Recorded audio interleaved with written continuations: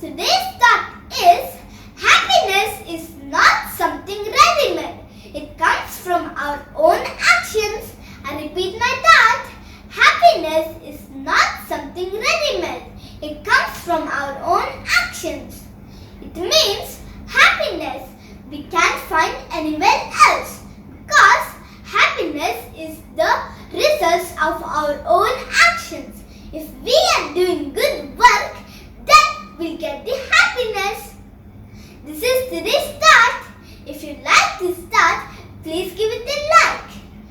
For more educational videos and fun, please subscribe to my channel.